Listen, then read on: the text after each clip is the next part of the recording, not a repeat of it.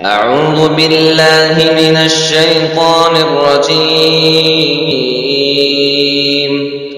بسم الله الرحمن الرحيم. شهر رمضان الذي أنزل فيه القرآن هدى للناس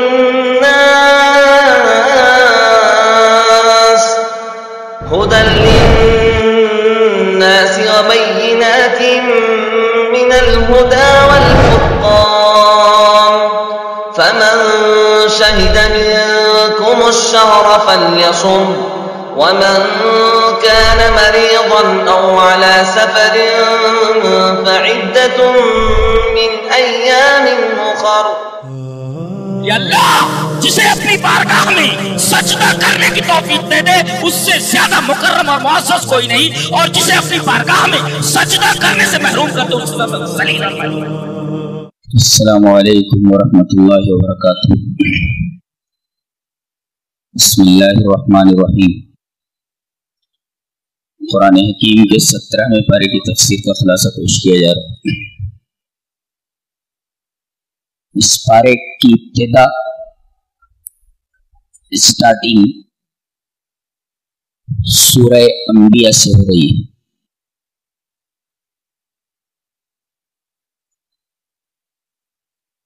اس کی پہلی آیت ہے اقترب للناس حسابهم وهم في غفلة معرضون. قریب ہونے کے لیے عربی میں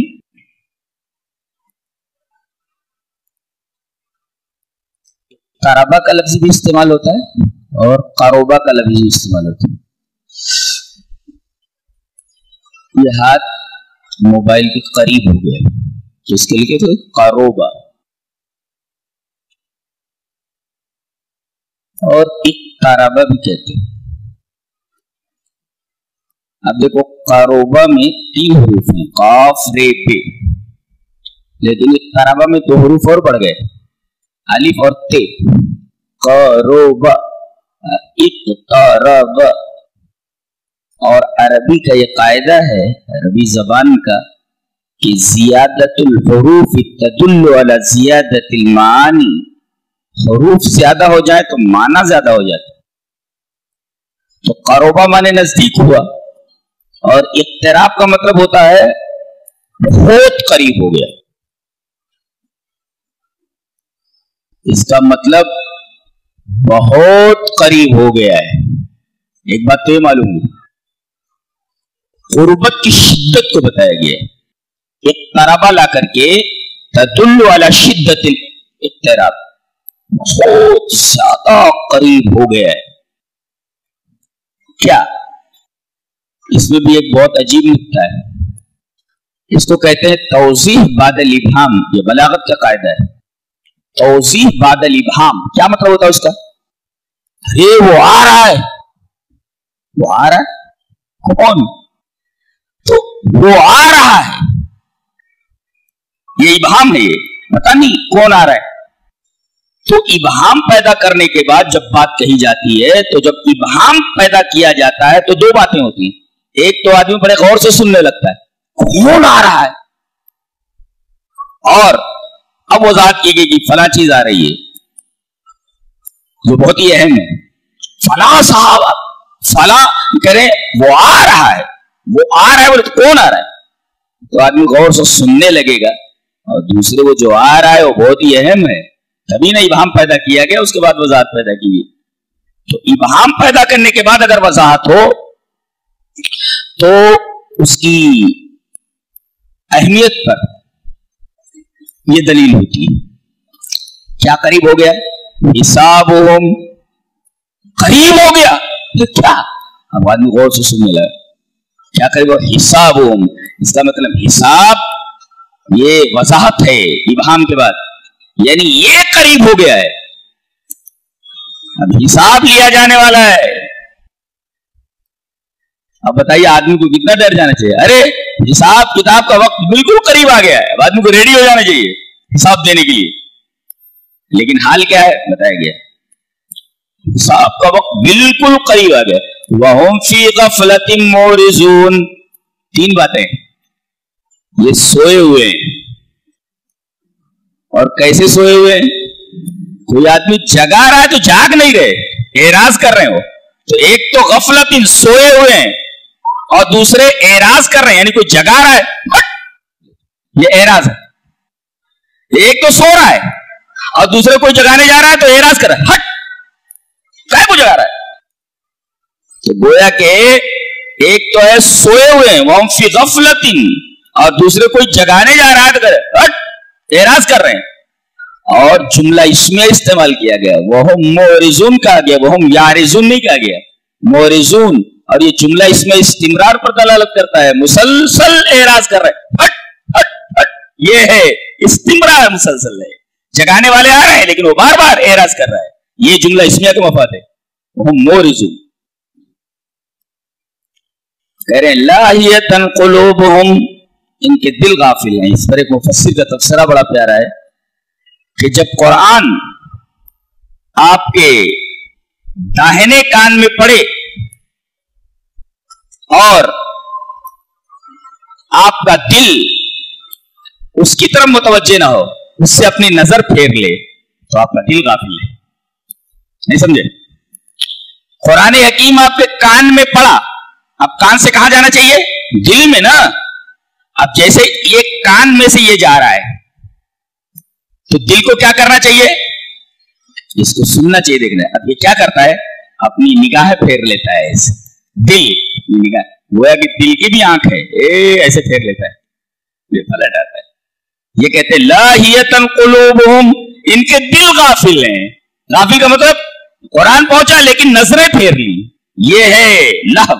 لاہیتن قلوبہم, ان کے دل غافل ہیں. حساب لیا جانے والا ہے, تیاری تو کرنی ہے. We have to be ready. تم تیار ہو جانا ہے. ایک سوال آگے پیدا ہو رہا ہے, وما ارسلنا قبلک الا رجالا نوحی الیہم. ہم نے جتنے انبیاء بھیجے سارے مرد تھے, کوئی عورت نہیں تھی. ایک سوال کر سکتے ہیں کہ اللہ تعالیٰ نے یہ بھید بھاؤ کیوں کیا؟ مردوں کو نبی بنایا تھا تو عورت کو بھی نبیہ بنا دیتا.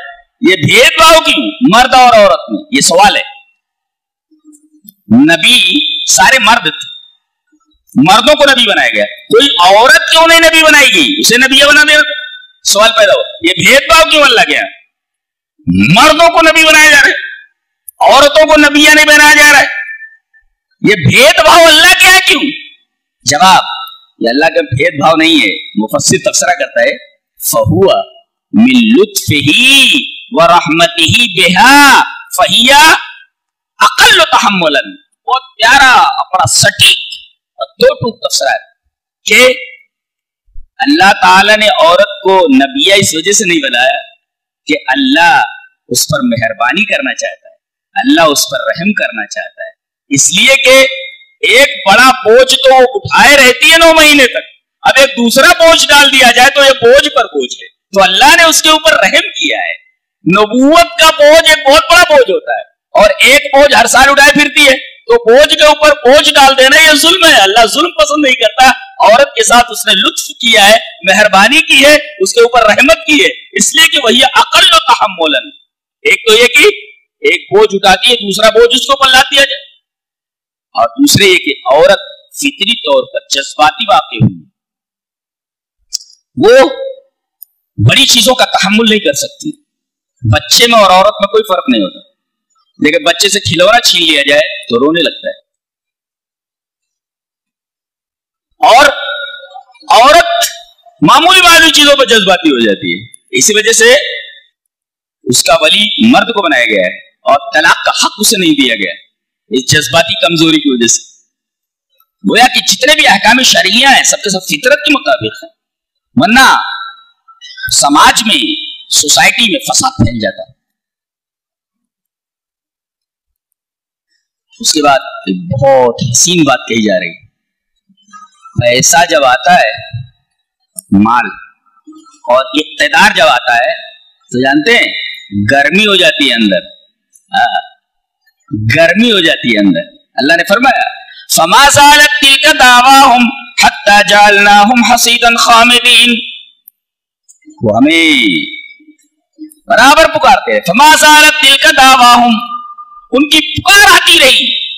جب اللہ کا عذاب آیا تو عذاب سے بچنے کے لیے پکارتے رہے، وہ ان کی آوازیں آتی رہی، لیکن ان کی آوازوں پر دھیان نہیں دیا گیا. جتنے فرشتے عذاب دینے کے لیے آئے تھے ان کی بات کو سنی انسنی کر دے رہے. حتی جعلناہم حصیدا خامدین، یہاں تک کہ ہم ان کو کٹا ہوا بنا دیا. جیسے کھیتی کھڑی رہتی ہے نا، ہم نے کاٹ دیا، اور خامدین انہیں بجھا دیا. بجھا دینے کا کیا مطلب ہے؟ بھائی آدمیوں کو بجھا دیا گیا، کیا مطلب؟ آگ کو بجھایا جاتا ہے. آگ خمدت النار، آگ بجھ گئی، یہ آگ کے لیے لفظ آتا ہے. اس کا مطلب یہ ہے کہ اقتدار جو پیسہ آتا ہے تو آدمی کے اندر گرمی ہوتی ہے، اور گرمی کے اندر بہت اچھلتا ہے. ایک کتاب کے اندر عربی کی میں نے ایک واقعہ پڑھا، سنیں گے؟ سنا. ایک شاہراہ پر، مین روڈ پر، جنگل میں ایک ناسک رہتا تھا. ناسک مینس پادری، عیسائی عالم. اس راستے سے ایک آدمی کا گزر ہوا. شام ہو گئی تھی. اسے دروازے پر گیا اور کہا کہ آج رات ٹھہرنے کا موقع دے دیجیے. رات ہے، میں کہاں جاؤں گا؟ ناسک ہے. بالکل ویلکم ٹو یو، آؤ. آئے، کھانا وانا کھلایا اور دونوں نے آس پاس چارپائی بچھا لی. اب نیند نہیں آ رہی ہے، دونوں بات کرتے رہے. وہ جو مسافر تھا اس نے اس پادری سے پوچھا کہ کیسے گزر رہی ہے؟ بولے ٹھیک ہے، اللہ کا شکر ہے گزر رہی. اور کوئی تکلیف؟ بولے تکلیف تو یہاں کچھ نہیں ہے، مجھے میرے گھر کے اندر ایک چوہے سے بڑی تکلیف ہے. بہت بڑا چوہا ہے. کیا تکلیف ہے؟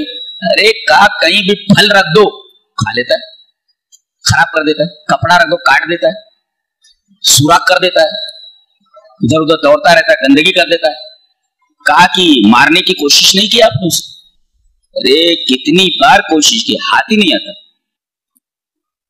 بولے کیا واقعہ اس کا؟ بولے کہیں سے بھی اس چوہے کو دوڑاؤ تو گھر میں ایک جگہ پر آتا ہے اور وہیں سے اتنی زور کی چھلانگ لیتا ہے کہ یہ جا وہ جا، ہاتھ نہیں آتا. ہمیشہ دوڑ کر کے وہیں آتا اور وہیں سے لمبی چھلانگ لیتا ہے. بولے ہاں.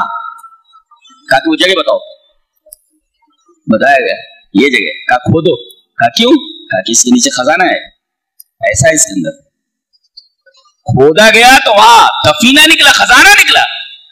اچھا، اسی وجہ سے چوہا یہاں آتا تھا، اس کو گرمی ملتی تھی اور وہ کود جاتا تھا، وہ بھاگ جاتا تھا. تو چوہے کو بھی گرمی ملتی ہے پیسوں سے. انسان تو انسان ہے، اس کا دماغ خراب ہو جاتا ہے. اور جب پیسوں کی وجہ سے دماغ خراب ہو جائے تو پھر جب عذاب آتا ہے تو یہ ساری گرمی نکال دی جاتی ہے، اس کو بجھا دیا جاتا ہے، ساری گرمی نکال دی جاتی ہے. اللہ فرماتا ہے ساری گرمی نکال دی جاتی ہے، ٹھنڈا کر دیا جاتا ہے اس کو. فما زالت تلک دعواہم حتی جعلناہم حصیدا خامدین، ان کی آوازیں آتی رہی مگر فرشتوں نے ان کو کھڑی کھیتی کی طرح کاٹ کر زمین پر بچھا دیا اور ان کی ساری گرمی نکال دی گئی. ڈر لگتا ہے پڑھتے ہوئے. سبحان من ھذا کلامہ، کسی باتیں کرتا ہے ہمارا رب. آگے ایک آیت ہے بہت پیاری، غور سے سنو. بل نقذف بالحق علی الباطل فیدمغه فاذا هو زاهق. اس پر ایک مفسر کا تفسیر ہے، قد تتأخر ضربۃ الحق لكنها لا تقع الا على دماغ الباطل فيخر سريعا. یہ عربی میں ایک انتہائی خوبصورت تفسیر ہے، اور اس عبارت کا مفہوم یہ ہے کہ قد تتأخر ضربۃ الحق، اللہ کی لاٹھی جب چلتی ہے دیر تو ہوتی ہے چلنے میں، اللہ کی لاٹھی دیر میں چلتی ہے، لیکن جب پڑتی ہے تو باطل کا بھیجا نکال دیتی ہے. فَيَخِرُّهُ سَرِيعًا، اور وہ مر کر کے گر جاتا ہے. قد تتأخر ضربۃ الحق، اللہ کی لاٹھی دیر میں گھومتی ہے، قد تتأخر دیر میں گھومتی ہے، لَكِنَّهَا لَا تَقَعُ إِلَّا عَلَى دِمَاغِ الْبَاطِلِ، باطل کے دماغ کے اوپر پڑتی ہے اور اس کا بھیجا نکال دیتی ہے. جانتے ہیں گرمی زیادہ کہاں آتی ہے؟ دماغ میں. یہاں بھی دماغ کا لفظ استعمال کیا گیا. دماغ میں گرمی بہت زیادہ آ جاتی ہے تو اللہ تعالیٰ دماغ کے اوپر ہی لاٹھی مارتا ہے اور اس کا بھیجا نکال دیتا ہے.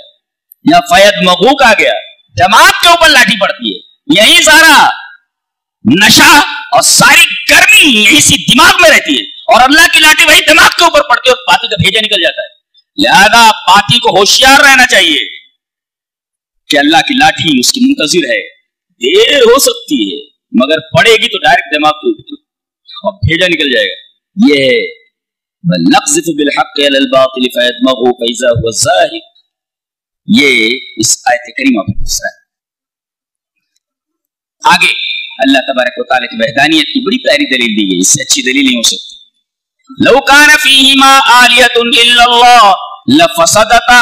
اگر ایک اسکول کے اندر دو آدمی ایک ہی عہدے پر فائز کر دیے جائیں, نتیجہ کیا ہوگا؟ اسکول تباہ ہو جائے گا. اس لیے کہ اختیارات دونوں کو یکساں دے دیے گئے. دو آدمی ہیں اور دونوں کو یکساں اختیارات دے دیے گئے. وہ کہتا ہے مغرب چلو تو کہتا مشرق چلو. اب یہ مشرق چلو مغرب چلو, اس میں پورا اسکول تباہ و برباد ہو کر کے رہ جاتا ہے. جب ایک اسکول دو ایسے لوگوں کے ہاتھ میں آ جائے جو یکساں اختیار رکھتے ہوں, نہیں چلتا, تو یہ کائنات ایسے دو معبودوں کے اختیار میں آ کر کے کیسے چل سکتی ہے؟ اور نظام عالم دھرم برم کیوں نہیں ہو سکتا جن کے اختیارات ہیں؟ پتہ ہی چلا یہ کائنات فساد سے متصف نہیں ہے. لہذا اس کا بنانے والا, اس کا چلانے والا صرف اور صرف ایک ہی ہے. اس کے بعد فرمایا گیا خلق الانسان من عجل. انسان کو جلد بازی سے پیدا کیا گیا. کہتے ہیں نا جلدی کا کام شیطان کا.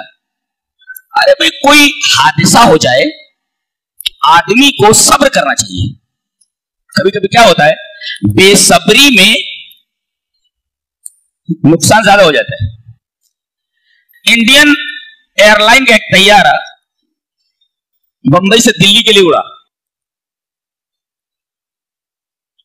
کسی ٹیکنیکل پرابلم کی وجہ سے 15 منٹ لیٹ ہو گیا. لیٹ نہیں اڑا.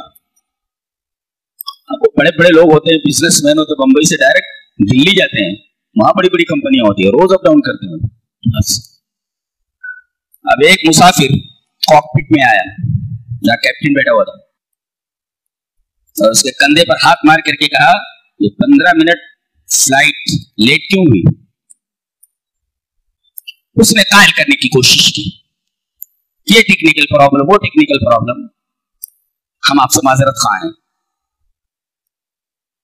جو انکانوینئنس ہوا ہے, اس انکانوینئنس کے لیے ہم آپ سے معافی چاہتے ہیں. اسی میں I have seen many pilots like you. تم جیسے پائلٹ بہت دیکھے ہم نے, یہ حضور معذرت ہم سے مت کرو, صحیح نہیں ہے.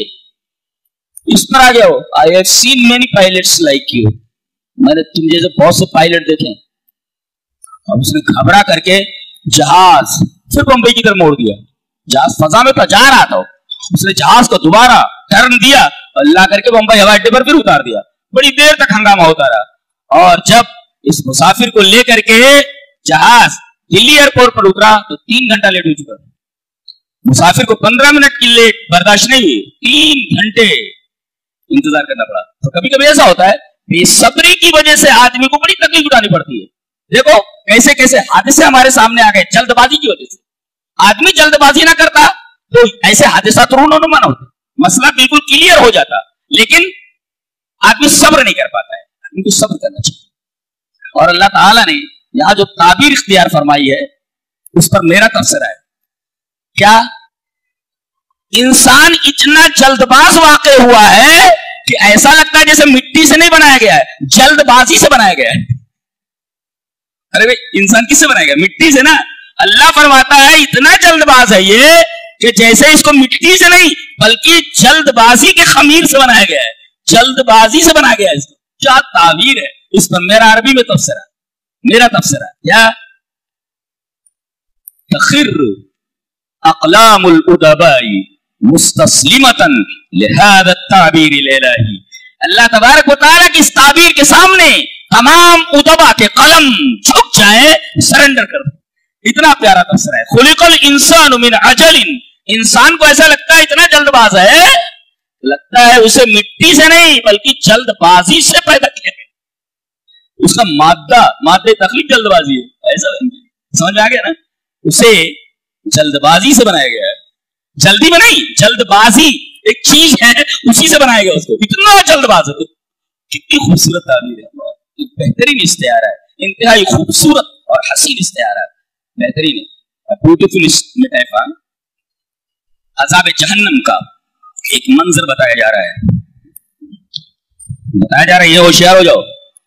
وَلَئِن مَّسَّتْهُمْ نَفْحَةٌ مِّنْ عَذَابِ رَبِّكَ لَيَقُولُنَّ اللَّهُ أَكْبَرُ. کہا جا رہا ہے ایک تو نفحہ ہوتا ہے, نفحہ کا مطلب وف, WHIFF, وف, جھونکا, ایسے جھونکا. اب یہ ہے گلاس, اب ادھر سے جھونکا جا رہا ہے ہوا کا, اور جھونکا صرف ٹچ کر رہا ہے, مس. تو ایک تو ہوا کا جھونکا ہے اور دوسرے اس کو گھیر نہیں رہا ہے بلکہ ٹچ کر کے نکل جا رہا ہے. دو باتیں اس میں, ایک ہے جھونکا ہے ہوا کا اور دوسرے ہوا کا جھونکا ٹچ کر کے جا رہا ہے. ایک تو جھونکا ویسے بھی ہلکا ہوتا ہے اور دوسرا ہلکا پن مس کر کے جا رہا ہے, چھو کر کے جا رہا ہے, گھیر نہیں رہا ہے. اللہ نے فرمایا یہ عذاب کا, جہنم کے عذاب کا ایک جھونکا جو ٹچ کر کے جا رہا ہے, اگر یہ لگ جائے تو ظالم بولیں گے اِنَّا كُنَّا ظَالِمِينَ. ایک ہی جھونکے کے اندر فوراً اعتراف کر لیا, انہوں نے مان لیا ہم ظالم ہیں. بولے اچھا, ایک جھونکے کے ٹچ کی وجہ سے ساری سرکشی باہر آ گئی, فوراً اب تم نے جرم کا اعتراف کر لیا. بتاؤ, اس پر ایک مفسر کا تفسیرہ یہ ہے, هذا علم النفحة فكيف حال من غمس في النار غمسة. یہ ایک جھونکے کا حال ہے جہنم کی آگ کے. کسی آدمی کو پکڑ کے جہنم میں غوطہ دے دیا جائے تو اس کا کیا حال ہے؟ ڈرو سزا, جس کی لپٹ اس کا ایک جھونکا اگر ٹچ کر جائے تو آدمی اپنے تمام گناہوں کا اعتراف کر لے گا. اور کسی کی منڈی پکڑ کر کے آگ میں ڈال دیا جائے, ڈبکی دے دیا جائے, اس کا کیا حال ہوگا؟ اللہ کی بنائی ہوئی جہنم کی جو آگ ہے کس قدر خطرناک ہے. پھر آگ کا تذکرہ کیا گیا, پھر حضرت ابراہیم علیہ السلام کا تذکرہ. کیسا ربط ہے, حضرت ابراہیم کا واقعہ بیان کیا گیا ہے. کہنے لگے بتوں کو توڑ دوں گا میں. یہ اللہ کو چھوڑ کر کے اپنے ہاتھوں سے بنائی ہوئی چیزوں کی عبادت کرتے ہیں. وہ لوگ عیدگاہ میں چلے گئے, عید کے لیے نکل گئے, انہوں نے کیا کیا, کلاڑا اٹھایا اور ان کا جو پورا بت خانہ تھا سارے بتوں کو توڑ دیا اور بڑے والے بت کے گردن میں کلاڑا لٹکا دیا. بولے یہ کس نے کیا ہے؟ قالوا فاتوا به على اعين الناس, جس نے بھی کیا ہے اس کو لاؤ. کس نے کیا ہوگا؟ بولے قالوا سمعنا فتى يذكرهم يقال له ابراہیم. لوگوں نے کہا کہ ہم نے سنا ہے ایک نوجوان ہے جس کا نام ابراہیم ہے, وہ ان بتوں کا تذکرہ کر رہا تھا, شاید اسی نے توڑ دیا ہے. یہاں کیا فتن, ایک عام نوجوان. اس پر ایک مفسر کا تفسیرہ بڑا پیارا ہے. کہا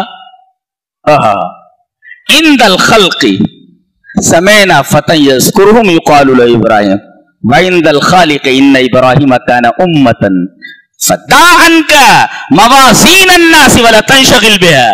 اتنا خوبصورت اور حسین تفسیرہ ہے, داد دینے کے قابل ہے.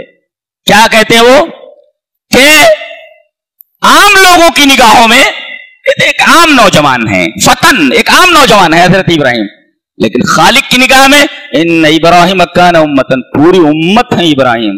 تو اب کیا کرنا ہے؟ دا ان کا موازین الناس, تو لوگوں کے معیار پر کھڑے اترنے کی کوشش مت کیجیے.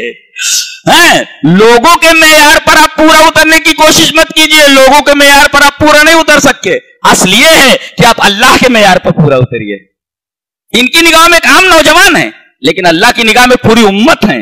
تو لوگوں کے معیار پر پورا اترنے کی کوشش مت کیجیے, اللہ کے بنائے ہوئے معیار پر پورا اترنے کی کوشش کیجیے. تا موازین الناس ولا تنشغل بها, لوگوں کے میزان کو, ان کے معیارات کو چھوڑ دو, اس کی طرف دھیان مت دو. ولا تنشغل بها, اس کی طرف دھیان. عربی کا ترجمہ रमा तर्जुमा करने के लिए अरबी किताबों का बड़ी गहराई से मुताला जरूरी है, नहीं तो तर्जुमा किस तरह करते? ला यंज़िलुल माउ मिन्हु इल्ला कलीलन, नहीं गिरता है पानी उससे मगर थोड़ा। तर्जुमा तो हो गया, लेकिन क्या समझे आप? तो तर्जुमा ऐसा भी होता है। अल्लाह। फिर हजरत इब्राहिम तफ्तीश के बाद मुजरिम करार दिए गए। यही है बुतों का तोड़ने वाला। क्या कहा गया? आग जलाओ और इसके अंदर डाल दो। एक मुफस्सिर ने बड़ा तफसरा किया है, बड़ा खूबसूरत। अज़्ज़ालिमु इदा गलबा तगा व इदा हुज़िमा बगा, कि जब जालिम गलबा पाता है तो अपनी मनमानी करता है, मैं सबको देख लेता हूं, ऐसा बोलता है जब गालिब होता है। तो वह इदा हुज़िमा, और जब हार जाता है तो बगावत करता है। तो अज़्ज़ालिमु इदा गलबा तगा व इदा हुज़िमा, जब हजीमत खा जाता है, शिकस्त खुर्दा हो जाता है, तो बगावत करता है। अब इन्होंने क्या किया? हमें पैगाम क्या मिला? जब दलील के मैदान में मुखालिफ हार जाता है तो हाथापाई पे होता रहता है। इसका मतलब यह हुआ, मैंने एक जुमला कहा था किसी तकरीर में कि मॉडर्न दौर में गालियां, साइन ऑफ इंट्रोगेशन, मॉडर्न दौर में गालियां क्या? तमाम दलाइल के खात्मे का ऐलान। सामने वाला गालियां बकने लगे, इसका मतलब अब तक तमाम दलाइल के खात्मे का ऐलान, हमारे पास कोई दलील नहीं है। तो आदमी दलील के मैदान में जब डंडे की बात करने लगे, मारपीट की बात करने लगे, हाथापाई की बात करने लगे, इसका मतलब उसके पास दलील मौजूद नहीं है। यहां भी हर्रिकू, इसे जला दो, वैसे ही हुआ ना। दलाइल के मैदान में हार गए तो कहते जला दो। एक बड़ी आग जलाई गई और हजरत इब्राहिम को फेंक दिया गया। बड़ा प्यारा नुक्ता, शायद जिंदगी में आपने कभी ना सुना हो। अल्लाह तबारक व तआला के कमाल कुदरत की दलील देखो। कहा इधर फेंका गया आग में, और उधर हमने आग को हुक्म दिया है, कुल्ला या नारु कूनी बरदन व सलामन अला इब्राहिम। एक मुफस्सिर तफसीर करता है, लम यअमुरहा बिअन तंतफिया बल तबका नारन बारिदतन, हादा कमाल कुदरतिल्लाहि तआला। अल्लाहु अकबर। अल्लाह ने ये नहीं कहा कि मेरा इब्राहिम तुझ में गिर रहा है तो बुझ जा नहीं कहा। हालांकि क्या कहना चाहिए था? मेरा खलील तुझ में गिर रहा है तो तू क्या कर? बुझ जा। क्या कहता?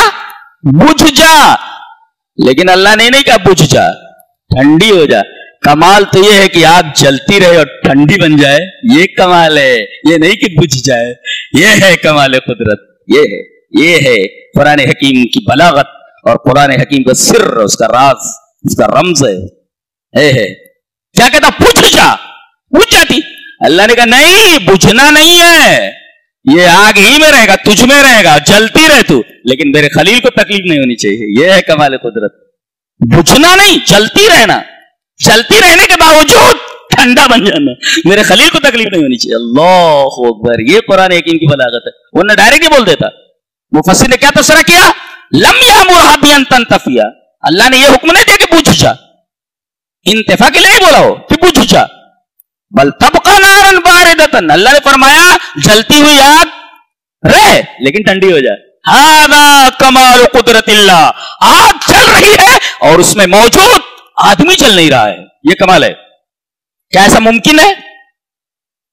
आखिरत में भी मुमकिन है, दुनिया में भी मुमकिन है। आखिरत में कैसे मुमकिन है? जहन्नम में जो फरिश्ते हैं वो कहां जल रहे हो, उनको कोई तकलीफ नहीं पहुंच रही, उसी में रह रहे हो। उसी में जाने वाले जो बकरे हैं ना, उनको वही हलाल कर रहे हैं ना वहां पे, तो वो तो वहीं रह रहे हो, वो बकरों के दरमियान, बैलों के दरमियान ही वहीं रह रहे हो, उनको आग से कोई तकलीफ नहीं पहुंच रही है। तो आखिरत में देखो आग है मगर तकलीफ नहीं पहुंचा रही। और दुनिया में एक कीड़ा होता है, समंदल नाम उसका। क्या? समंदल, सीन मीम नून दाल लाम, दाल लाम, समंदल भी बोलते उसको, समंदर भी बोलते उसको। वो आग ही में रहता है, आग से बाहर निकालो मर जाएगा। तो दुनिया में तो अल्लाह ताला ने अपनी एक मखलूक दुनिया ही में मिसाल के तौर पर रख दी है कि आग में जिंदा रहता है, अगर आग से बाहर निकाल लो मर जाएगा वो। जैसे मछली को पानी से निकाल लिया जाए, मछली मर जाएगी, मछली पानी में जिंदा रहती है। ऐसे ही अल्लाह ताला ने एक मखलूक ऐसी पैदा फरमाई है जिसका नाम समंदल है, वो आग के अंदर रहता है, आग से निकाल लो मर जाएगा। जैसे मछली को पानी से निकाल लिया मछली मर जाती है, तो दुनिया में भी उसकी मिसाल मौजूद है और आखिरत में भी उसकी मिसाल मौजूद है कि जहन्नम में फरिश्ते हैं लेकिन आग से उनको कोई तकलीफ नहीं पहुंच रही है। بہت پیاری بات لے کر کے جاؤ.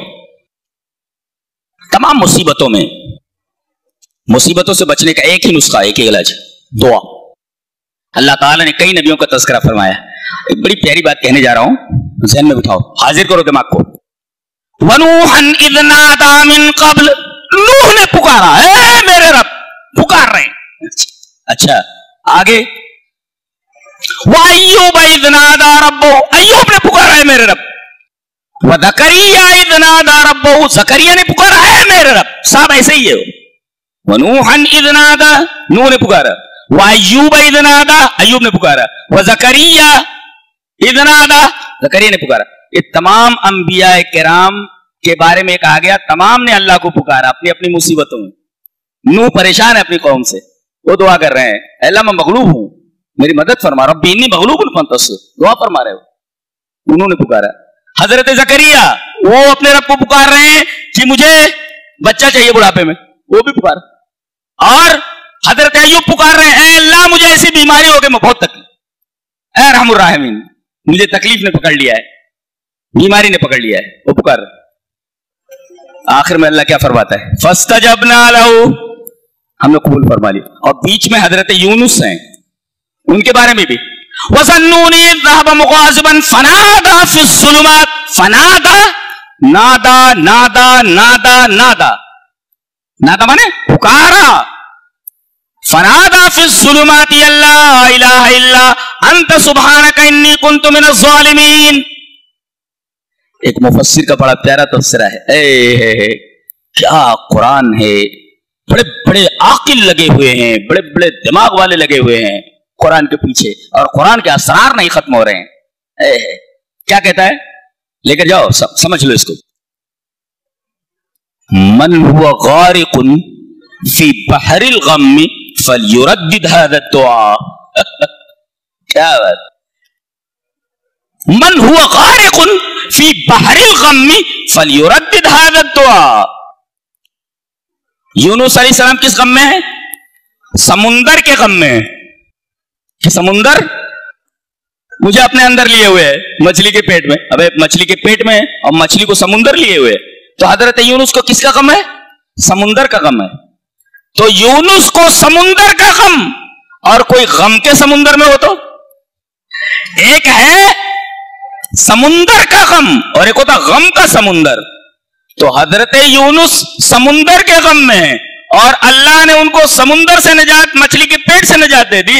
تو من ہوا غارق فی بحر الغم, جو غم کے سمندر میں ہو, فلیردد هذا الدعاء, اس دعا کو ریپیٹ کرے, بار بار کرے. ایک ہے سمندر کا غم, حضرت یونس سمندر کے غم میں ہے, پتہ نہیں نجات ملے گی کہ نہیں, وہاں سے اللہ نکال دیا. تو جو غم کے سمندر میں ہو وہ بھی نکال دیا جائے گا. اللہ, اب میرا اس وقت تفسیرہ کہ من ہوا غارق فی لجج الحواجس فلیستعذ باللہ من الشیطان الرجیم, جس کے اوپر خواہشات کا غلبہ ہو, خیالوں کا غلبہ ہو, اسے چاہیے کہ اللہ تبارک و تعالیٰ کی پناہ لے لے اور شیطان مردود سے اللہ کی پناہ چاہ لے. یہ میرا تفسیرہ ہے.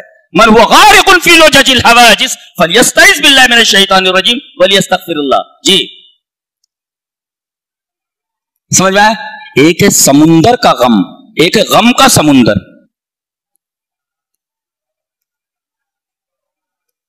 اس کو کیسے کہیں گے, ایک ہے river of sorrow, sorrow of river, ایسا بولیں گے نا, ایسا. ایک ہے سمندر کا غم, ایک ہے غم کا سمندر. تو حضرت یونس سمندر کے غم میں اور اللہ نجات دے رہا ہے. تو کوئی اگر غم کے سمندر میں ہو کہ اللہ میں غموں کے سمندر میں ڈوبا ہو, میری مدد فرما, یہ لا الہ الا انت سبحانک انی کنت من الظالمین ریپیٹ کرو, اللہ نجات دے دے گا. جی فلیردد هذا الدعاء. اچھا, حضرت یونس علیہ السلام مچھلی کے پیٹ میں کیوں پہنچائے گئے, غصے کی وجہ سے. وجہ بتائیے گی. وَظَنُّونِ إِذْ ذَهَبَ مُغَاضِبًا, غصے میں چھوڑ کر چلے گئے. نبی کو حکم ہوتا ہے تبھی بستی چھوڑتا ہے, بغیر حکم کے بستی نہیں چھوڑ سکتا جہاں وہ بھیجا گیا ہے. مغاضباً, غضب کی وجہ سے. ایک مفسر بڑا تفسیرہ بڑا خوبصورت کرتا ہے, کہتا ہے کہ الغضب سبب فی سجن نبی کریم فی بطن حوت فی قاع البحر اذن لا تغضب. کتنا خوبصورت تفسیر ہے. کہ غصہ ایسی چیز ہے, ایک بزرگ نبی کو مچھلی کے پیٹ میں قید کر کے دریا میں ڈال دیا گیا ہے. غصہ تو اذن لا تغضب, تو غصہ مت کر بھائی. کتنا خوبصورت تفسیر ہے. ایک نبی کو قید کر دیا گیا غصے کی وجہ سے مچھلی کے پیٹ میں, پھر سمندر میں ڈال دیا گیا, قید کر کے مچھلی کے پیٹ میں سمندر میں ڈال دیا گیا. تو یہ غضب سبب ہے اس سزا کا, تو اذن لا تغضب, تو بھائی غصہ مت کر اللہ کے بندے, ایسا مفسر بولتا ہے. کیا بات. اچھا, سارے لوگوں نے اللہ کو پکارا. ونادا کون نادا؟ ونوحا اذ نادا یونس فنادا فی الظلمات. یہاں ظلمات کہا گیا, ظلمتن کا پلیورل ہے وہ, ایک تاریکی, ظلمات مانے تاریکیاں. ایک مفسر نے بڑا اچھا سمجھایا اس کو, کہتے ہیں کہ یہ ظلمات کیوں کہا, یہ دریا کے اندر ہیں. اگر کوئی آدمی سمندر کی تہ میں چلا جائے, نیٹ ورک کام کرے گا موبائل کا؟ سوال ہی پیدا نہیں. مچھلی کے پیٹ میں پہنچا, نیٹ ورک کام نہیں کرتا. اللہ نے فرمایا فی الظلمات, یہاں تاریکیاں ہی تاریکیاں ہیں, لیکن تمہارے موبائل کا نیٹ ورک فیل ہو سکتا ہے. یہاں عالم یہ ہے کہ کوئی بھی موبائل لگائے ہمارے پاس ڈائریکٹ لگ جاتا ہے, فیل نہیں ہوتا کبھی بھی. فی الظلمات وظنونی اذ ذهب مغاضبا, رات کے کسی بھی حصے میں کہیں بھی ہو مجھے پکار, میں تیری آواز سن لیتا ہوں. اللہ سبحان من هذا کلام, میرے رب کتنا عظیم ہے, کتنی شان والا ہے. اے اللہ اپنی شان کے پیش نظر ہم تمام لوگوں کو بخشتے ہیں, ہماری مغفرت فرما. اللہ جتنے لوگ بیٹھے ہوئے اللہ تیرا کلام سن رہے ہیں, اللہ سب کو تو اپنے آغوش رحمت میں لے لے, سب کی بخش, سب کو معاف کر. کہتے پکارا, سبوں نے پکارا. ونوحا اذ نادا, نوح نے پکارا, اور یونس نے. وظنونی اذ ذهب مغاضبا فنادا,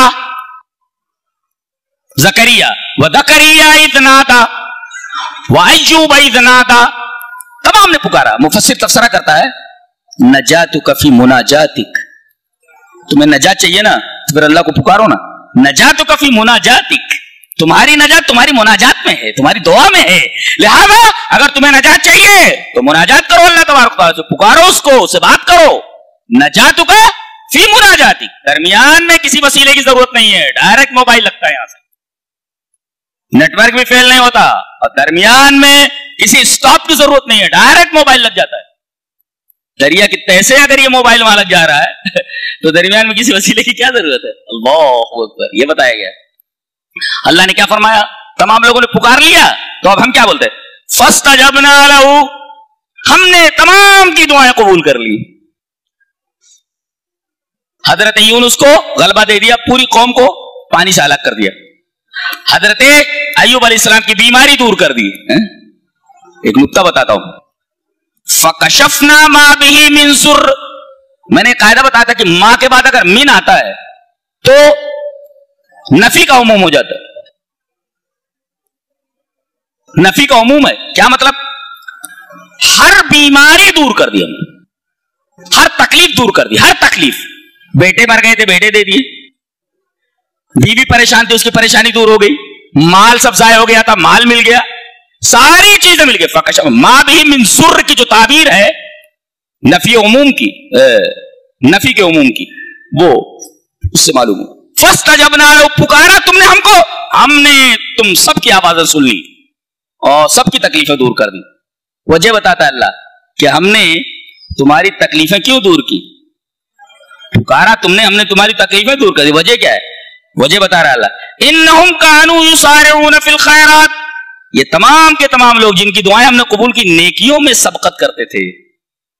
میں کہا الل نہیں کہا, الل خیرات نہیں, نیکیوں کی طرف نہیں سبقت کرتے, نیکیوں میں سبقت کرتے تھے. کیا مطلب, ایک نیکی کا کام ختم نہیں ہوا کہ دوسرا کام شروع ہو گیا, اس میں لگ گئے, اس تک نہیں, اس میں لگ گئے. انہم کانوا یسارعون فی الخیرات, نہ کہ الل خیرات. ایک ہے دوڑ کر کے وہاں تک جانا, ایک ہے اسی میں لگے رہنا, اس وجہ سے فی لائے گئے. یہ فی کا مفاد ہے. تو اچھے کاموں میں لگے رہو, جب اچھے کاموں میں لگے رہو گے, کبھی بھی دعا کرو گے, کبھی پریشان ہوگے تو اللہ تبارک تعالیٰ تمہاری پریشانی دور کر دے گا. اس کے بعد فرمایا گیا دنیا میں کوئی مکان ایسا نہیں ہے جو شور و غوغا سے پاک ہو. اور شور سے دو تکلیفیں ہوتی ہیں, ایک تو دماغ کو اور دوسرے جسم کو. آدمی بیمار ہو، شور ہوتا رہے نا تو آدمی کی بیماری اور بڑھ جاتی ہے. شور ہوتا رہے آدمی سو نہیں سکتا. اللہ فرما رہا ہماری جنت میں آ جاؤ. لا يسمعون حسیسها، الحسیس صوت خفی، ہلکی آواز بھی کہیں نہیں ہے. بڑے سے بڑا ہوٹل ہو لیکن چاروں طرف سے شور ہو، ہوٹل کی پوری ڈیمانڈ ختم ہو جائے گی.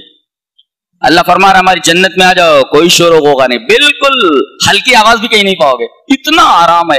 اتنا آواز نہیں آ رہی اس کا مطلب یہ دماغ کو بھی سکون ہے اور دل کو بھی سکون اور بدن کو بھی سکون ہے. کیسا سکون لینا چاہتے ہو؟ آ جاؤ ہمارے یہاں آ جاؤ. لا يسمعون حسیسها، معمولی آواز نہیں آتی. یہاں تو مؤذن ایسے رکھے جاتے ہیں، اللہ اکبر. کروڑوں روپے کی مسجد بن جائے گی، مؤذن 800 کا. اسے ایسے الفاظ نکالتا ہے، ایسی اور کچھ گل گل کی آواز نکالتا ہے. نہ نبی کا نام صحیح لیتا ہے نہ اللہ کا نام صحیح لیتا ہے. ارے بدل دو بھائی، ایسے مؤذنوں کو بدل دو بھائی. اذان ایسی ہونا کہ آدمی کا دل مسجد کی طرف متوجہ ہو جائے، نہ کہ مسجد سے بھاگنے لگے. پکڑ رکھا ہے اور بڈھے لپٹے ہوئے ہیں، ہٹنا نہیں ہے، لپٹے ہوئے ہٹنا نہیں ہے. تو اذان جو دے اچھی آواز میں. تو شور جو ہے نا، اذان شور کا نام نہیں ہے. اذان اگر شور بن جائے تو پھر مسجد کی اہمیت ختم ہو جاتی ہے. اذان شور نہیں بننا چاہیے. تو لا يسمعون حسیسها، ہماری جنت میں آ جاؤ، معمولی شور بھی آپ کو تم کو سنائی نہیں دے گا. شور نہیں ہے تو آرام سے نیند آ جائے گی. دماغ کو سکون، دل کو سکون، بدن کو سکون. سکون ہی سکون ہے. نبی کا مقام بتایا گیا. وما ارسلناک الا رحمتا للعالمین. اس میں گرامر اگر دیکھیں تو ماں کے بعد اللہ سے استثناء ہے، نفی کے بعد اللہ سے استثناء ہے. ترجمہ کیا ہوا؟ لم یرسل الا لغرض واحد وهو الرحمہ. صرف ایک ہی مقصد کے لیے آپ کو پیدا کیا گیا ہے، رحمت ہیں آپ. اگر کوئی سیرت پر تقریر کرنا چاہے نا 2 منٹ یا 1 منٹ کافی ہے. وما ارسلناک الا رحمتا للعالمین، آیت پڑھے ماں کے بعد اللہ سے استثناء ہے. اس کا مفاد یہ ہے کہ لم یرسل الا لغرض واحد وهو الرحمہ، ایک ہی مقصد کے لیے پیدا کیا گیا. آپ رحیم ہیں تمام عالم کے لیے، سب کے لیے. وآخر دعوانا الحمدللہ رب العالمین. تقریر ختم. سیرت پر تقریر ختم. ہاں ایک سوال کر سکتے ہیں آپ نے کچھ لوگوں کے لیے دعائے ضرر کیا، کیا بد دعا نہیں کہنا چاہیے؟ بد دعا کا مطلب ہوتا بری دعا، تو نبی کے لیے بد نہیں استعمال کرنا چاہیے. کیا؟ دعائے ضرر، تکلیف کی دعا. یہ میری ترکیب ہے. دعائے ضرر، بد دعا نہیں کہنی چاہیے. نبی نے بد دعا کی نہیں، ایسا نہیں کہنا چاہیے. بد لگ گیا، بد مانے برا. دعائے ضرر کہیے. آپ نے بہت سارے لوگوں کے لیے دعائے ضرر کی ہے کہ اللہ اس کو تباہ کر دے، تو تباہ کر دے. تو کسی کے لیے دعائے ضرر کرنے والا رحمت للعالمین کیسے ہو سکتا ہے؟ یہ سوال ہے. اس سوال کو حل کر لیا جائے پھر آگے بڑھیں. سوال سمجھ میں آیا؟ رحمت للعالمین کون ہوتا ہے؟ جو کسی کا برا نہیں چاہتا. اور آپ دعا کر رہے ہیں وہ بھی دعائے ضرر، تکلیف کی دعا. تو رحمت للعالمین ہو کر کے تکلیف کی دعا دوسروں کے لیے کیسے کر سکتے ہیں کہ اللہ اس کو ہلاک کر دے؟ جواب اس کا یہ ہے، یہ دعائے ضرر آپ نے کی، لیکن مذموم اس وقت ہے جب آدمی دعائے ضرر اپنی ذات سے مشقت دور کرنے کے لیے کرے. نبی نے کبھی اپنی ذات سے مشقت دور کرنے کے لیے دعائے ضرر نہیں کی ہے، بلکہ جب دین کے اوپر بات آ گئی ہے تب آپ نے دعائے ضرر فرمائی ہے. جنگ احزاب میں گھیر لیا گیا، نمازیں قضا ہو گئی، 2-3 نمازیں قضا ہو گئی. بعض لوگوں نے دین کو سبوتاژ کرنے کی کوشش کی، عبادتوں سے روکنے کی کوشش کی. جب دین کی بات آئی تب آپ نے دعائے ضرر کیا. آپ رحمت للعالمین ہو کر کے جب اپنی ذات سے مشقت کو دور کرنے کے لیے دعا کرتے تب آپ کی رحمت للعالمین ہی پر حرف آتا. مگر یہاں یہ ہے کہ جب بھی آپ نے دوسروں کے لیے دعائے ضرر کی ہے تو اپنی ذات سے مشقت کو دور کرنے کے لیے دعائے ضرر نہیں کی ہے، بلکہ دین کو سبوتاژ کرنے کے لیے دین پر کوئی حرف آیا اس وقت آپ نے دین کے لیے دعائے ضرر کی ہے. تو آپ کی رحمت للعالمین میں کوئی حرف نہیں آیا. ایک سوال یہاں اور حل کر لیتے. حضرت ایوب علیہ السلام نے کہا انی مسنی الضر وانت ارحم الراحمین. اللہ کے لیے کہا، اللہ کے لیے رحمت ارحم الراحمین کہا گیا اور نبی کے لیے رحمت للعالمین کہا گیا. اللہ بھی رحیم ہے اور نبی بھی رحیم ہے. بچے چھوٹے چھوٹے مر جاتے ہیں، بھوکے مر جاتے ہیں. بہت سارے لوگ بھوکے مر جاتے ہیں. ظالم لوگ دوسروں کو قتل کر دیتے ہیں. تو اللہ ارحم الراحمین کیسے ہوا؟ اس کے سب ہو رہا ہے. رحمان الرحیم کیسے ہوا؟ ارحم الراحمین کیسے ہوا؟ بھوکے مر جا رہے بچے، بستیوں کی بستیاں تباہ ہو جاتی، تو ارحم الراحمین کیسے ہوا؟ جواب بہت پیارا ہے. کیا کہ اللہ تبارک و تعالیٰ کی ایک صفت ضار ہے، تکلیف پہنچانے والا. لہذا یہ جو تکلیف پہنچ رہی ہے لوگوں کو، وہ اس کی صفت کا مظہر ہے، اور اس کا ایک سبب ہے. دنیا میں جو تکلیفیں دی رہے ہیں بچوں کو اور لوگوں کو، قیامت کے دن اللہ تبارک و تعالی ان کو جنت دے دے گا یا عذاب میں تخفیف کر دے گا. اگر اللہ کو ماننے والے نہیں ہے تو عذاب میں تخفیف، اور اگر اللہ کو ماننے والے ہیں تو ان کے درجات کی بلندی، فائدہ ہے ان کا. اور اللہ کی صفت ضار کا مظہر ہے یہ لوگ، جن کے اوپر ضرر ہوا. اور ایک وجہ یہ بھی ہے کہ موت آ گئی، کسی بھی سبب سے آ سکتی ہے. وقت ختم ہو گیا نا، اب کسی بھی وجہ سے آدمی مر سکتا ہے، سبب کچھ بھی ہو سکتا ہے، جل کر کے، بھوک سے، ایسے بھی مر سکتا ہے. لہذا اللہ تبارک و تعالیٰ کی ارحم الراحمین پر بھی کوئی حرف نہیں آتا. اور ایک بات اور، لا یسأل عما یفعل وهم یسألون، اللہ جو کرتا ہے اس سے سوال نہیں کیا جاتا، آپ سے سوال کیا جائے گا. کیوں؟ لا یسأل عما یفعل، اللہ جو کرتا ہے اس سے اللہ سے سوال نہیں کیا جائے گا. اس سے تقدیر کے اوپر بہت سارے جو شبہات پیدا ہوتے ہیں، بہت سارے اعتراضات پیدا ہوتے ہیں. تمام اعتراضات کا خاتمہ یہی آیت کر دیتی ہے کہ اللہ جو کر رہا ہے نا اس سے سوال نہیں کیا جائے گا. تو کون ہوتا ہے سوال کرنے والا؟ لا یسأل عما یفعل، وہ جو کرتا ہے اس سے سوال نہیں کیا جائے گا. لہذا تقدیر کے بارے میں جتنے بھی شبہات ہیں، یہ آیت کریمہ ان تمام شبہات کو قطع کر دیتی ہے، دور کر دیتی ہے. وہ جو چاہے کرے، اس سے کون سوال کرتا ہے؟ ارے ایسا نہیں کیا، تو کون ہوتا پوچھنے والا؟ ایسا نہیں کیا، تو کون؟ سوال تجھ سے کیا جائے گا، اللہ سے سوال نہیں کر سکتا کوئی. غلام کی کیا مجال کہ وہ آقا کے سامنے زبان کھول سکے؟ تو غلام ہے، اپنی حد پہ رہے، اپنی اوقات میں رہے، تو غلام ہے، اس سے سوال نہیں کر سکتا. اور شان ہے اس کی اللہ.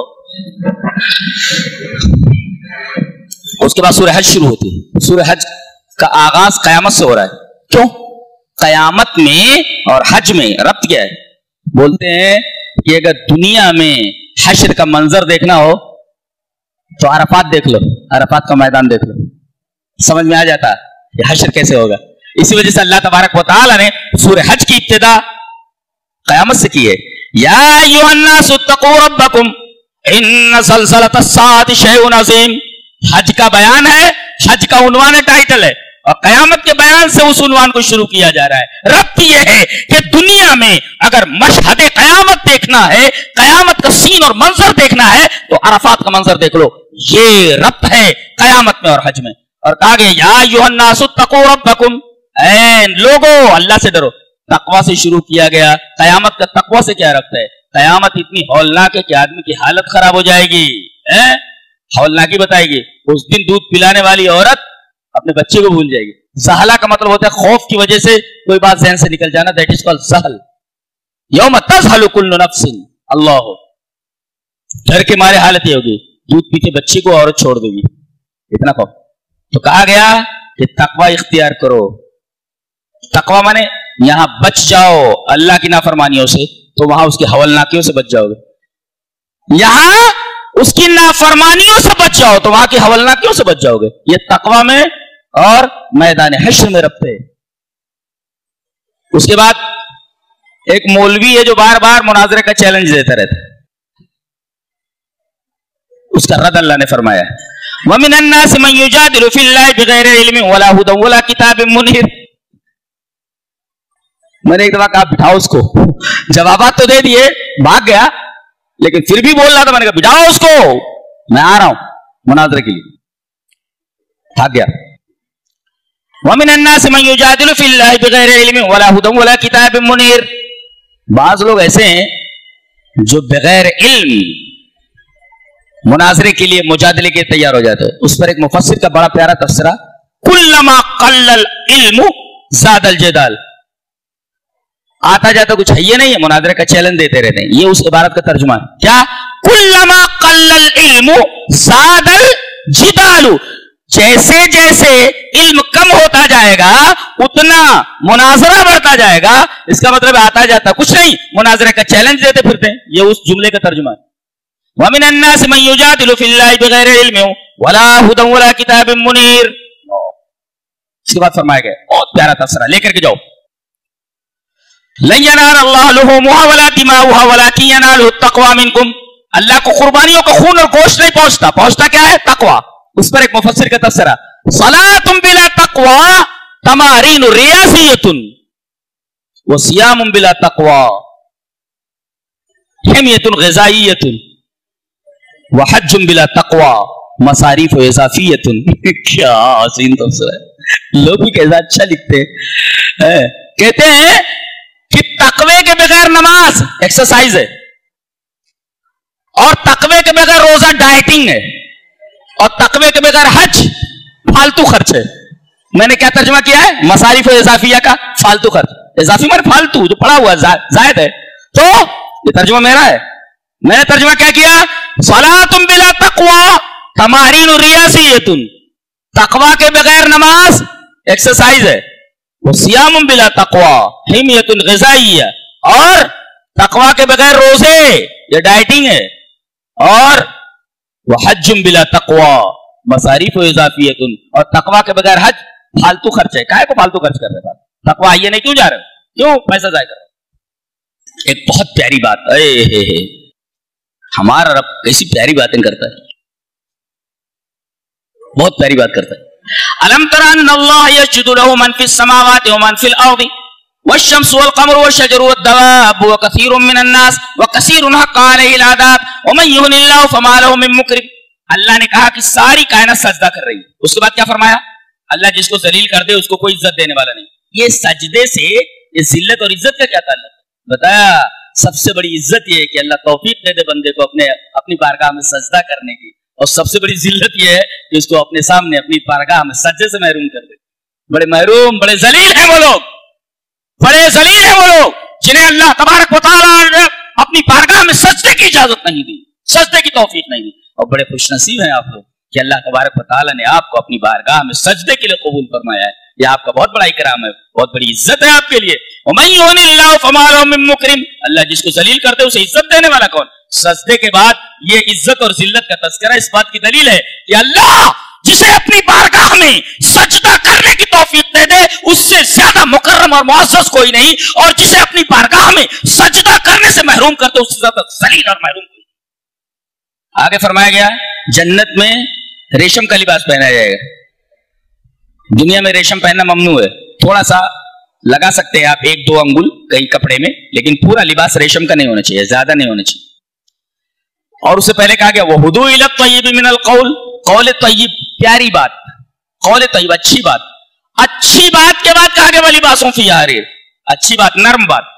रेशम बहुत नर्म होता है। अल्लाह फरमा रहा है हमारी जन्नत में अगर रेशम का लिबास चाहिए, नर्म लिबास चाहिए, तो बात भी नर्म कर लो भाई मेरे बंदो, बात नर्म करो, बात सख्त मत करो। लिहाजा रेशम जैसा लिबास चाहिए तो रेशम जैसी जबान कर लो ना। वहुदू इला तय्यिब मिनल कौल के बाद वलिबासुम फीहा हरीर कहा गया, ये लिबास फीहा हरीर का। कहते एक आंख का अंधा होता है, एक दिल का अंधा होता है। एक डॉक्टर है, जो लोग डॉक्टर ने जरा देखें, अल्लाह फरमाता है डॉक्टरों को देख, डॉक्टरों से कहता है अफलम यसीरू फिल अर्दि फतकून लहुम कुलूबुन यअक़िलून बिहा व लहुम आज़ानुन ला यस्मऊन बिहा अल्लाहु व लहुम आयुनुन ला युबसिरून बिहा फइन्नहा ला तामल अब्सार वलकिन तामल कुलूबुल लती फिस सुदूर। आंखें अंधी नहीं होती, सीनों में दिल अंधे हो जाते। फइन्नहा ला तामल अब्सार वलकिन तामल कुलूबुल लती फिस सुदूर। अल्लाह फरमा रहा है कि आंख अगर जिससे आदमी देखता है वो खराब हो जाए तो इलाज हो सकता है, मगर दिल की आंख खराब हो जाए इस आंख को दुनिया के कोई डॉक्टर ठीक नहीं कर सकता। अल्लाह ने फरमाया कुछ आंखें ऐसी होती है दुनिया के कोई डॉक्टर बड़े से बड़ा आई स्पेशलिस्ट तो ठीक नहीं कर सकता। वो ये डॉक्टरों के लिए बताया तुम लोग जरा आगे बढ़ो, अभी बहुत पीछे हो तुम लोग मेडिकल लाइन में, मेडिकल साइंस में बहुत पीछे हो तुम। बात चीजों का इलाज तुम्हारे ये काहे का स्पेशलिस्ट हो तुम, दिल की आंखों का इलाज कर सकता है तुम? क्या कह रहे हो भाई? कुरान बोलता है जाहिल आदमी है, बोलता जाहिल है। किस लिए आए? What brings you here? क्यों आए आप यहाँ? इलाज कराना है, ठीक है? आप कौन? आई स्पेशलिस्ट, ठीक है, इलाज कर दूंगा।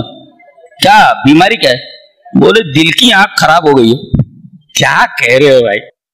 अल्लाह ने फरमाया फाइन्ना ला ताम, मेरे पास دل کی آنکھوں کا علاج نہیں ہے اگر خراب ہو جائے. فَإِنَّهَا لَا تَعْمَى الْأَبْصَارُ وَلَكِنْ تَعْمَى الْقُلُوبُ الَّتِي فِي الصُّدُورِ. اس کا علاج کہاں ہے؟ صرف قرآن میں. قرآن نور ہے. ہاں دل کی آنکھ خراب ہو جائے نا یہ روشنی بن جاتا ہے. فَإِنَّهَا لَا تَعْمَى الْأَبْصَارُ وَلَكِنْ تَعْمَى الْقُلُوبُ الَّتِي فِي الصُّدُورِ. آنکھیں اندھی نہیں ہوتی, سینوں میں جو دل ہوتے وہ اندھے ہو جاتے. اللہ اللہ اللہ, اتنی پیاری باتیں کرتا ہے. فرمایا اللہ کو چھوڑ کر کے جو لوگ غیر اللہ کی پوجا کرتے ہیں, یہ جن کی پوجا کرتے ہیں, یہ سب جمع ہو جائیں ایک مکھی نہیں بنا سکتے. اللہ نے کہا دنیا میں جتنی غیر اللہ کی پوجا ہو رہی سب جمع ہو جائیں, جتنے بت ہیں, جتنے لوگ جن کی پرستش ہو رہی ہے, شجر حجر جانور, یہ سب جمع ہو جائیں جن کی عبادت کی جائے, وَلَوِ اجْتَمَعُوا, سب جمع ہو کر کے ایک مکھی نہیں بنا سکتے. ایک بت کی بات نہیں کی جا رہی ہے, تمام بتوں کی بات کی جا رہی ہے. سارے مل کر ایک مکھی نہیں بنا سکتے. کاہے کو جا رہے ہوں ان سے مانگنے کے لیے, تم نہیں دے سکتے.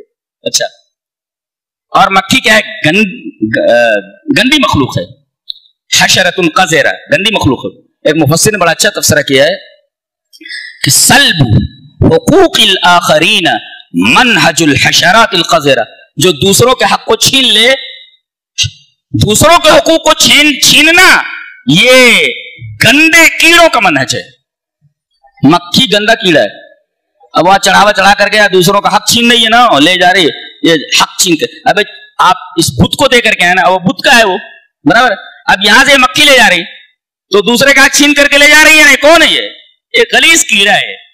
تو جو لوگ دوسروں کو حقوق چھین لیتے ہیں, ایسے تمام لوگ اس گندے کیڑے کے راستے کے اوپر چل رہے ہیں. اللہ فرما رہا ہے گندے کیڑے لوگوں کا منہج ہے, دوسروں کو حقوق حق مار لینا. بڑی زبردست بات کہی ہے. اس کے بعد یہ کہا گیا ان ابراہیم کان امۃ قانتا, آگے ملت ابیکم ابراہیم وسماکم المسلمین. اللہ تبارک و تعالی نے فرمایا انہوں نے تمہارا نام مسلمان رکھا ہے. کنہوں نے؟ ابراہیم نے. یہ تمہارے باپ ہیں, دنیا کے تمام انسانوں کے باپ ہیں. کون؟ حضرت ابراہیم.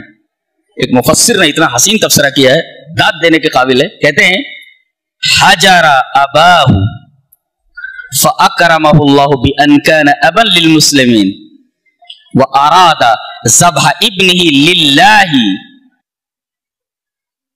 فاکرمہ اللہ بی وجعلنا فی ذریتہ النبوۃ. یہ سورہ عنکبوت کی آیت ہے. کہا حضرت ابراہیم نے اپنے باپ کو چھوڑ دیا, باپ کو چھوڑ دیا جو مشرک تھا, کافر تھا, تو اللہ تعالیٰ نے تمام مسلمانوں کا باپ بنا دیا. اپنے باپ کو چھوڑا تو ان کو پورے مسلمانوں کا باپ بنا دیا گیا. اللہ تعالیٰ فَأَكْرَمَهُ اللَّهُ بِأَنْ كَانَ أَبًا لِلْمُسْلِمِينَ, تمام مسلمانوں کا باپ بنا لیا. اور اپنے بیٹے کو ذبح کرنے کا ارادہ کیا اللہ کے لیے, للہ. اللہ تبارک و تعالیٰ نے جتنے انبیاء ہیں سارے کے سارے انبیاء انہی کی نسل سے پیدا فرما دی. وجعلنا فی ذریتہ النبوۃ. اللہ نے فرمایا تو نے اپنے بیٹے کو میری راہ میں قربان کرنا چاہا تو میں نبوت ہی تیرے خاندان میں رکھ دیتا ہوں, تیری نسل سے رکھ دیتا ہوں. جتنے انبیاء سب, ہمارے نبی بھی اسماعیل سے صرف ایک نبی آئے, وہ بھی جناب محمد رسول اللہ صلی اللہ علیہ وسلم. اور حضرت اسحاق سے جتنے نبی آئے وہ سارے کے سارے نبی حضرت ابراہیم کے بیٹے اور سب کے باپ آپ ہیں. اللہ تبارک و تعالیٰ نے یہی کرام فرمایا, یہ اپنے باپ کو چھوڑ دیا تو تمام مسلمانوں کا باپ آپ کو بنا دیا گیا. ملت ابھی, لیکن نبی کو بھی کہا گیا تمہارے باپ ہیں. ہمارے نبی کو کہا گیا یہ تمہارے باپ ہیں, تم ان کے بیٹے ہو ہمارے رسول. یہ مقام ہے ابراہیم خلیل کا, معمولی شخصیت نہیں ہے حضرت ابراہیم. اللہ تبارک و تعالیٰ نے انہیں سیدھا کھڑا کر کے بتا دیا ہے کہ ایسی زندگی ہمیں مطلوب ہے جیسے میرے خلیل کی. اللہ, یہ رہا 17ویں پارے کا خلاصہ. اللہ ہمیں نہیں کمال اور سمجھ کی توفیق عطا فرمائے. وآخر دعوانا الحمدللہ رب العالمین. وَتِلْكَ حُجَّتُنَا آتَيْنَاهَا إِبْرَاهِيمَ عَلَى قَوْمِهِ نَرْفَعُ دَرَجَاتٍ مَّن نَّشَاءُ إِنَّ رَبَّكَ حَكِيمٌ عَلِيمٌ. وَوَهَبْنَا لَهُ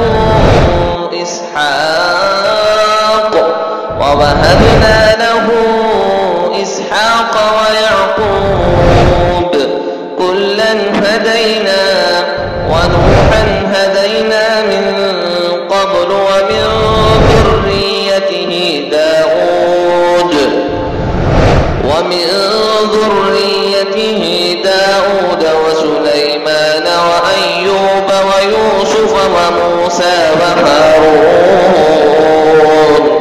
وكذلك نجزي المحسنين